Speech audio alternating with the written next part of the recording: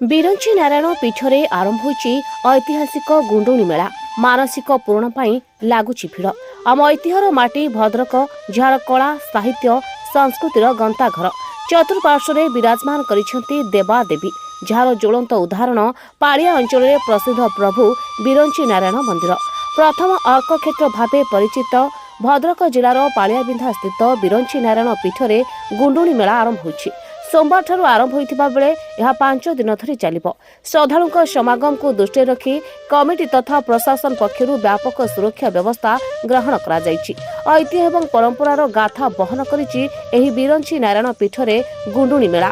ବିରଞ୍ଚି ନାରାୟଣ ପୀଠରେ ସୂର୍ଯ୍ୟ ପୂଜା କରାଯାଉଥିବା ବେଳେ ଚତୁର୍ଦ୍ଧାମୁଖୀ ବ୍ରହ୍ମା ମନ୍ଦିର ଭାବେ ପରିଚିତ ବହୁ ଗୁରୁତ୍ୱ ବହନ କରିଛି।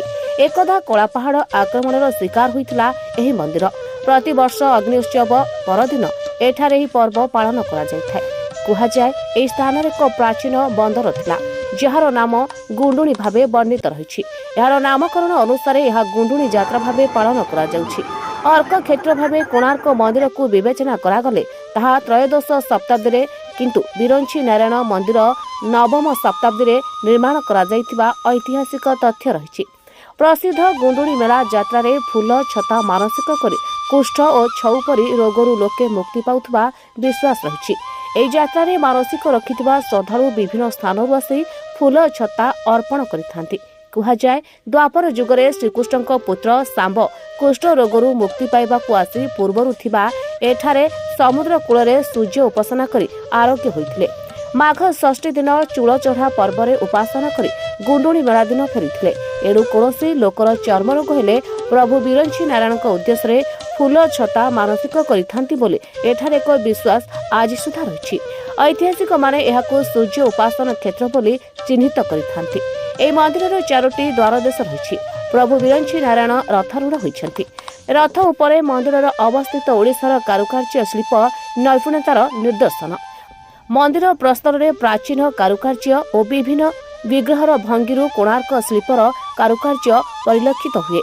ଏବେ ଏହି ମନ୍ଦିରର ପୂର୍ଣ୍ଣ ବିନ୍ୟାସ ତଥା ପର୍ଯ୍ୟଟନ ଭିତ୍ତିଭୂମିର ବିକାଶ କ୍ଷେତ୍ରରେ ରାଜ୍ୟ ସରକାର ଅତିଥି ଭବନ, ପାର୍କିଂ ସ୍ଥଳ ନିର୍ମାଣ ଓ ପାଚେରୀ ମରାମତି ଆଦି କେତେକ ପ୍ରମୁଖ ଭୂମିକା ଗ୍ରହଣ କରିଥିବା ଜଣାଯାଇଛି। ଏହି ସର୍ବପ୍ରାଚୀନ ମନ୍ଦିରର ଭୌଗୋଳିକ ଅବସ୍ଥିତି ଓ ପ୍ରାଚୀନତା ଉପରେ ଯଦି ପ୍ରତ୍ନତତ୍ତ୍ୱ ବିଭାଗ ପକ୍ଷରୁ ଗବେଷଣା ହୁଅନ୍ତା, ତେବେ ଅନେକ ବିଲୁପ୍ତ ଇତିହାସ ଉନ୍ମୋଚିତ ହୋଇପାରନ୍ତା। ତେଣୁ ଏନେଇ ସରକାରଙ୍କ ପକ୍ଷରୁ ବିହିତ ପଦକ୍ଷେପ ଗ୍ରହଣ କରାଯିବାର ଆବଶ୍ୟକତା ରହିଥିବା ଆଲୋଚନା ହେଉଛି। ଏହି ଗୁଣ୍ଡୁଣି ମେଳା ଶ୍ରୀ ଶ୍ରୀ ବିରଞ୍ଚି ନାରାୟଣ ଚୂନଭାଟି ମେଳନ କମିଟି, ପାଳିଆବିନ୍ଧାର ସଭାପତି ଚକ୍ରଧର ରାଉତ, ସମ୍ପାଦକ ତାରାକାନ୍ତ ପଲାଇ ଏବଂ ସଦସ୍ୟ ବିଜୟ କୁମାର ପାତ୍ର, ଗଦାଧର ରାଉତ, ଶେଖ ଯୁଗୁ, ତପନ ମହାଳିକ, ସୁଶାନ୍ତ ଦାସ ଆଦି ସଦସ୍ୟଙ୍କ ପୂର୍ଣ୍ଣ ତତ୍ତ୍ୱାବଧାନରେ ପରିଚାଳିତ ହେଉଛି।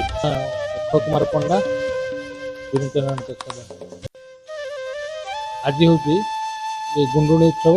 ଏଇଟା ପ୍ରଥମ ଆମର ଯେଉଁ ଚୂଳଚଢ଼ା ହୁଏ ଶ୍ରୀପଞ୍ଚମ ବାସୀରେ ଚୂଳଚଢ଼ା ଯାତ୍ରାଟି ହୁଏ। ସେଇ ଚୂଳଚଢ଼ାରେ ଶାମ୍ବ ଅଭିଶାପ ପାଇଥିଲେ, ଋଷିଙ୍କର ଅଭିଶାପ କୁଷ୍ଠ ରୋଗର ମୁକ୍ତ ହେବା ପାଇଁ ଅଭିଶାପ ମାନେ ଏଠିକୁ ଆସିକି ଏଇଟା ଅର୍କ ତୀର୍ଥ। ଏଠି ଅର୍କ ତୀର୍ଥରେ ଆସିକି ପୂଜା ଉପାସନା କରିଥିଲେ ଏବଂ ଉପାସନା କଲା ପରେ ଶାମ୍ବ ରୋଗରୁ ମୁକ୍ତ ହୋଇଥିଲେ।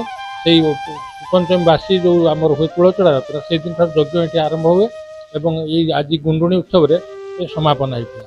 ସମାପନ ପରେ ସେଇ ଯେଉଁ କୁଷ୍ଠ ରୋଗରୁ ମୁକ୍ତ ହେବା ଦ୍ୱାରା ଲୋକମାନଙ୍କର ଉପରେ ଯେଉଁ ପ୍ରଭାବ ପଡ଼ିଛି ବା ଲୋକମାନେ ହଜାର ହଜାର ସଂଖ୍ୟାର ଆଖପାଖ ଏଠି ଆଖପାଖ ଅଞ୍ଚଳ ଆପଣଙ୍କର ଭଦ୍ରକ ଜିଲ୍ଲା ଏବଂ ଯାଜପୁର ପାଖ ମୟୂରଭଞ୍ଜ, ବାଲେଶ୍ୱର ସବୁ ଲୋକ ବହୁତ ଲୋକ ଆସନ୍ତି ଏବଂ ଫୁଲଛତା ଠାକୁରଙ୍କର ଏଠି ଫୁଲଛତା ଦେଇକି ଯେ କୁଷ୍ଠ ଜାତୀୟ ରୋଗ ଏବଂ ଛଉ ଏସବୁର ରୋଗରୁ ଉପାସନ ପାଇଁ ଏଠି ସେମାନେ ଫୁଲଛତା ଦେଇକି ଠାକୁରଙ୍କୁ ଭକ୍ତି କରି ପୂଜା ଅର୍ଚ୍ଚନା କରିକି ଯାଆନ୍ତି। ଭଦ୍ରକ ଜିଲ୍ଲାରୁ ସୁବ୍ରଜିତ ପାଲଙ୍କ ରିପୋର୍ଟ, ଓଡ଼ିଶା 24 ଖବର।